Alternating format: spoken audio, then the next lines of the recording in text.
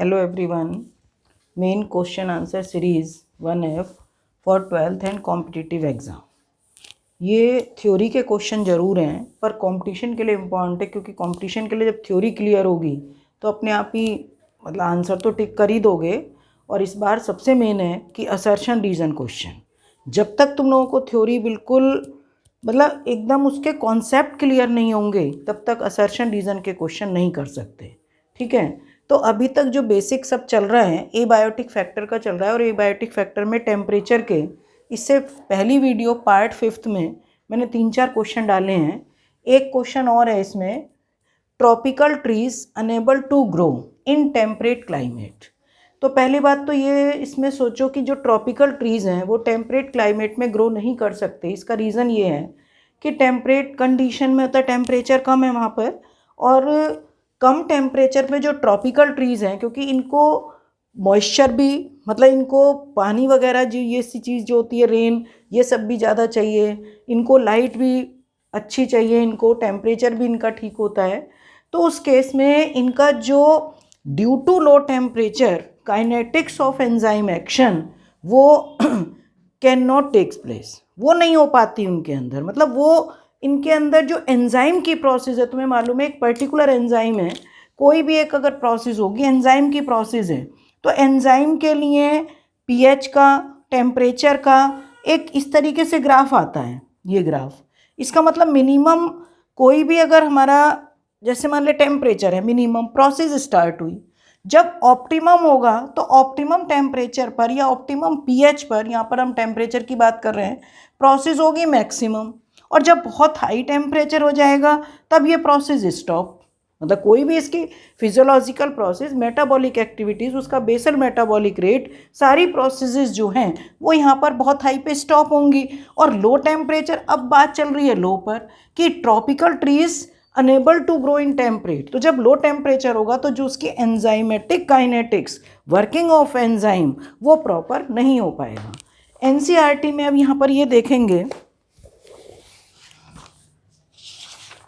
NCERT में page number 221 पे निकालिए सब, मतलब देखना कि temperature is the most important ecological relevant environmental factor. You are aware that the average temperature on the land varies seasonally, decreases progressively from equator towards the pole। सबको मालूम है कि अगर मान लिया इक्वेटर से हम पोल्स की तरफ जाएंगे, ये है इक्वेटर से हम पोल्स की तरफ जाएंगे तो टेम्परेचर हमेशा ही डिक्रीज होगा। ठीक है, तो इस केस में progressively from equator towards the poles and from plains to mountain tops, plain से माउंटेन टॉप्स पे जाएंगे तब भी टेम्परेचर कम होगा। It ranges from sub zero levels in polar areas and high altitude to more than 50 degree centigrade. High altitude पे more than 50 degree centigrade होगा, polar areas पे माइनस में ही टेम्परेचर ये जाता है sub zero. In tropical desert in summer there are however unique habitat such as thermal spring and deep sea hydrothermal vents where average temperature exceed 100 degree centigrade. सोचो hydrothermal vents या तुम ये कहो कि थर्मल स्प्रिंग्स हैं, temperature 100 degree centigrade, और पहले भी एक वीडियो में आ चुका है कि 100 डिग्री सेंटीग्रेड पर कौन सर्वाइव करते हैं, तो आंसर तुम्हारा होगा Archie bacteria.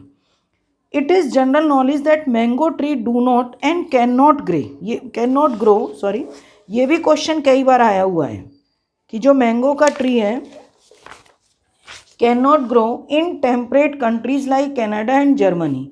Snow leopard are not found in Kerala forest and tuna fish are rarely caught beyond tropical latitude in the ocean. तो मैंने स्नो लेपर्ड का पहली वीडियो में डाला हुआ है, उसको भी यही बताया हुआ है पूरा।